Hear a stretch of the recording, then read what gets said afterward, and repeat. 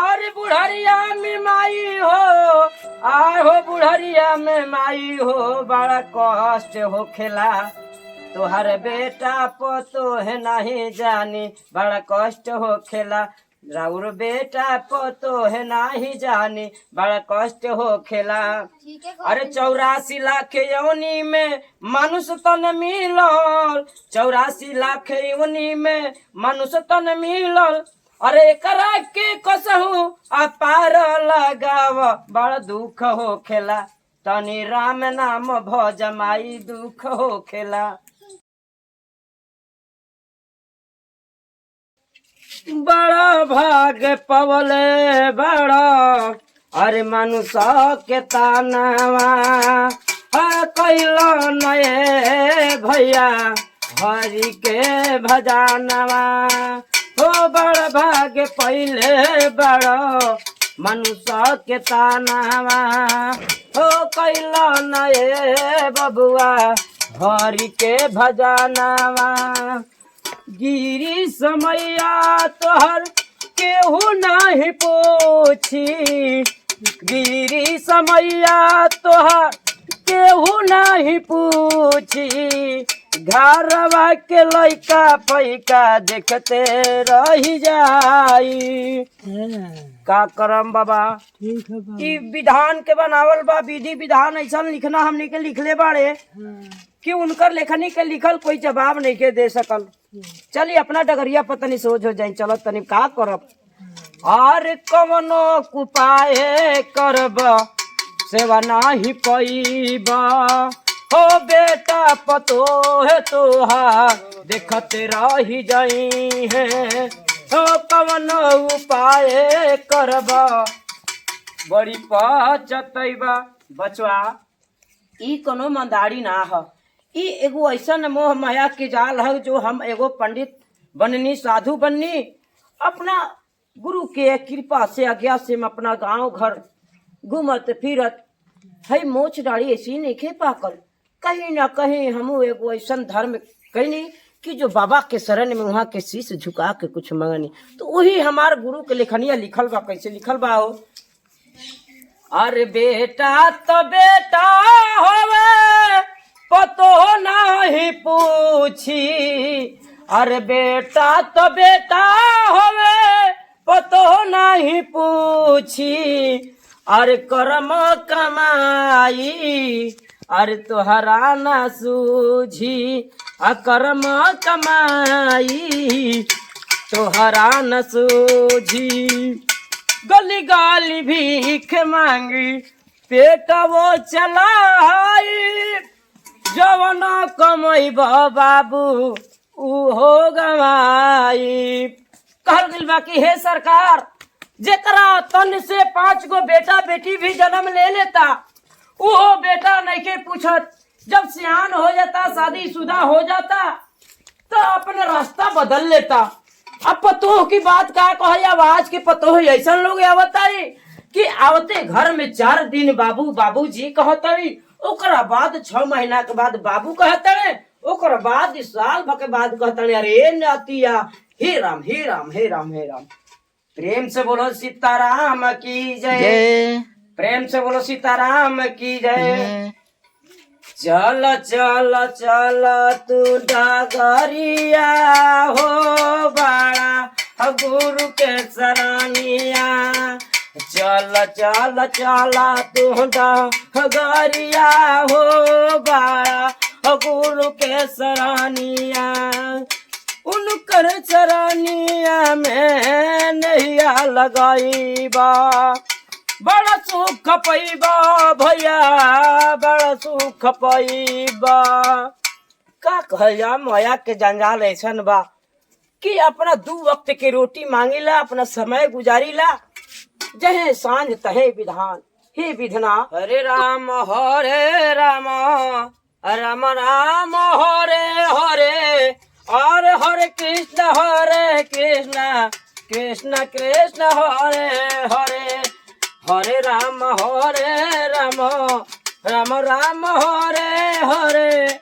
बाबूजी हई रोड गांव से भरी निकल जाए। जी हाँ, निकल जाई। जय हो प्रभु, जय सीताराम, जय हो जय हो। का करब कि बगले गांव में थोड़ा 2 दिन बास के लिए रहनी है। हाँ जल पान करके अपना निकलनी सोचनी, अपना डगरिया धर के पकड़ लिए। लोग कहले कि गौवा के बहरिया एक रोड बा, ओकर बाद ननौर गांव बा, ओकर बाद उसी होते हुए अजीमाबाद होते हुए संदेश होते हुए ऐसे ही हम चांदी करनौल होते हुए हम आरा ओवर ब्रिज पार करके हम पटना से पार करते हुए अपने जिला में चल जाए। भगवान ठीक बा बाबा। ठीक ठीक ठीक। और कौन किस्मत में हमरा लिखल हो विधाता, और कौन किस्मत में विधना लिखल हो विधाता, कौन कलमिया तू चलवला विधाता। बेटा छोड़ी दिहल से हमके, बेटा छोड़ी दिहल से हमके पतइयो भी मालक हो, उनका के करी का बाखाना हो, गली गली करे लगू जारा हो। और कौन ना खुश रह बचवा, खुश रह। और सब ठीक बानू? हाँ सब ठीक है बचवा हई रास्ता निकल जी गांव के बाहरी। हाँ निकल जाए। ठीक ठीक ठीक। हर कौनी न गरियाए गुरुजी देरिया होला गवलानी न गरिया हो गुरुजी देरिया होला गवला। यार कौनी न गरिया हो गुरुजी देरिया होला गवला। तू दुनिया को चलाता है प्रभु। बाबा खुशी रहो माँ, तू हमारे शरण में मत गिरो। बोलिए का कष्ट है आपकी, का दुख है? बाबा हमार को तो बाड़ी जनू बड़ी मारत है जे बाबा, हम दुख नहीं के बर्दाश्त हो तो का करे। ओहो, ये तो बड़ी दुखदाई कहानी बा माँ। तनी सा हाथवा दिखा दी माई। देखी कुछ दिन और जिंदगी बच गई बा। हम यह आज्ञा दे, हम सलाह दे कि रउआ अपना बेटी घरे तरी कुछ दिन वास करी। ऐसे कि जौन घर में रउआ बानी वो घर में रउआ कभी फांसियों दे के लोग जहरों मुआवे के सोचत आए बा। पूरा लेखनिया में लिखल बा। तब कहाँ जाई हम? अब हम तो एक ही रास्ता बतानी माँ कि तू अपने बेटी घरे चल जा, कुछ दिन रहा हो जा, सब कष्ट दूर हो जाए। कहल बा कि इस सृष्टि के जब घूर्णन होला, जब घूमेला तो एक बार समय वैसा न आई कि ऊ राउर दुख दलिदर कट जाये। बाबा ठीक कहते हैं, ठीक बन ठीक नो। ये अगर हमार बात के अपना लेनी तो राउर जीवन स्वार्थ हो जाये। कुछ दिन जिए के मौका मिलल बा, ये धरती पर जी खा लेके घूम लेके ठीक जाए। एक बात और एगो सुना दे तनी माँ।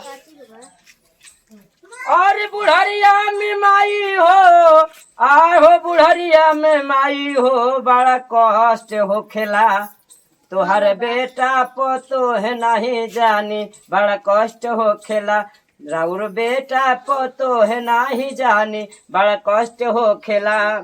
अरे 84 लाख यौनी में मनुष्य तन मिलल, 84 लाख यौनी में मनुष्य तन मिलल। अरे करा के कसहू अपार लगाव, बड़ा दुख हो खेला तनी राम नाम भज माई, दुख हो खेला। हम ये कहम कि तनिका समय जौन बाचल बा तनिका राम नाम में ध्यान लगाएं, सब बेड़ा पार हो जाई। जय हो प्रभु परमपिता परमेश्वर सर्वशक्तिमान हो। तू दुनिया को चलाता है, दुखियारियों को दुख हर ले माँ, सबकी दुख हर ले भगवान। जैसे तू हमारी जिंदगी को पार घाट लगा रहा है, 2 वक्त की रोटी तू कहा बचिया का समाचार? प्रणाम बाबा। प्रणाम प्रणाम प्रणाम। और सब खुशी रहो लोग? ठीक है बाबा। बैठी बाबा। न ठीक ठीक। हमनी के खटिया पर बैठल बंधित बा। गुरुजी हमार कहले हमन कि जवान चीज अगर बंधल में होखे हमनी के ना बैठ सकीला जा।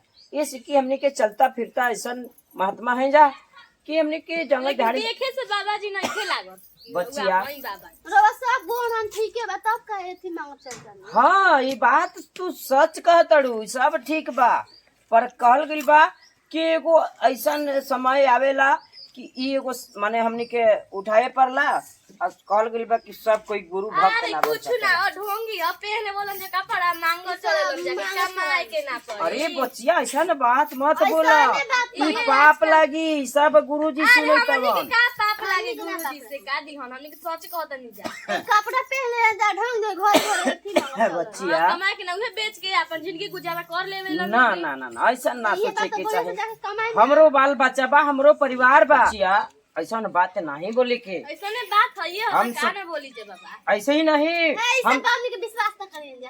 अरे हम सीधी करके बनल बनी साधु। अरे देखे नहीं। से लागत नहीं कि रउआ सीधी क के बनल बानी बाबा। ताको तू ढेर बोलत बच्चिया। अगर अरे हम हमनी कुछ नहीं जे बोलते। हम शराप दे देनु कि ई जे पत्थर बन जेबू, अगर आजमावे के बा तो हम ज्यादा ना हम सोचिला, ई सोच लिहा।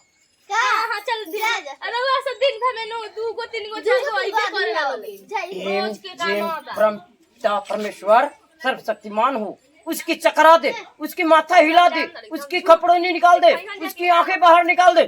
ये ले ई का के ऐसे कुछ होई का? हाँ, अब तुरंत पता चली, उ तुरंत पता चली ओकर परिणाम। हमरा की डंडी तो ओकरा के कइले भी हमर बात के बोल के, का कइला? हमरा गुरु के अपमान के लिए भी आई। हम घूमे लोहनी। ई हमरा के कहती कि तू झक्कोली है पहन के झूठो के घूमई तड़ा। हम ऐसे ही नहीं की जोगी बनला साधु। तो ना बाबा मान ठीक कर दो। अब कहाँ से ठीक करी? हम अपन शराप वापस ना ले सकीला। काहे? एकरा खातिर वो अगर वापस चाहे तोहरा तो गुरु के शरण में ध्यान लगावो, उनकरा के प्रणाम करो, ना तो ई बात के दंडित के अगर पता चल जाए ना तो बाबा सर्वनाश हो हमनी के जाए। ना जानते रहे माफ कर दे। सर्वनाश हो जाई, आंख बाहर निकल जाई, खोपड़ी निकलने लगी, घूमने लगी। ठीक कर दी बाबा ए उठो। आज के बाद ऐसे गलती मत बोलियो केवनो साधु सुत के। ना अगर बाबा, कोई भी द्वार पे आ जाए तो एक गिलास पानी और थोड़ी सी भोजन जरूर खिला दी है। ठीक बा बाबा को दिन तो जान गई। ठीक बा, हम शराब वापस ले तनी, पर आज के बाद ऐसा गलत शब्द मत बोली है, ना प्रयोग करी। ठीक कर दी बाबा। ठीक बा, पर आज के बाद कभी भी अपमान साधु संत के ना करके चाहे। ना बाबा अब जान गई। ए जय मैं काली बखोरापुर वाली, जहाँ भी तेरी खोपड़ी, जहाँ भी तेरी खोपड़ी घूम रहा है, वो इस बच्चिया के अंदर समा जा। इसकी आंखें जो बाहर निकल रही है उसकी आंखें वापस ला दे। जय मैं आयरन देवी वाली, जय हो कलकत्ता वाली काली। वापस कर हे गुरु, वापस कर दे, वापस कर दे हमारी शराब के। हाँ बच्चिया थोड़ा सा अपमान कर दे ले बिया तक के ले बिया। हाँ ठीक बा। वो, छू। आज के बाद ऐसा ना बोली, कह दिया। अब ना गलती नहीं। बाबा जी। खुश रहा, हमर खुश से रहा। बहुते बड़का गलती हो गइल। अरे गलती तो छोट छोट लड़कन सब कर ले, तू हमारा खाती बच्चे बाड़ू। ओकरा ना खातिर बाबा भी जी ऐसन का से कि ढेरे कोई आवेलन हमनी के से ना तो विश्वास ना होत रहे बाबा। अरे विश्वास करी के चाही कि परमात्मा कौन रूप में कौन भेष में आज है तोहरा घर पे। हां बाबा अब हमनी ठीक के नो? विश्वास हो गइल। अब बस हमरा के डगर बता दी, हम चल जाई। बाबा हरी वाला चल जाई। ठीक ठीक ठीक बचवा, अगर कबो समय में अगर हम मिली, चाहे कोनो भेष में मिली, हां बाबा। तो 2 वक्त के रोटी जरूर दिहा। ठीक बा बाबा। ठीक बा। जय हो प्रभु परमपिता परमेश्वर। सर्वनाश हो, जो गलती बोली उसकी सर्वनाश हो।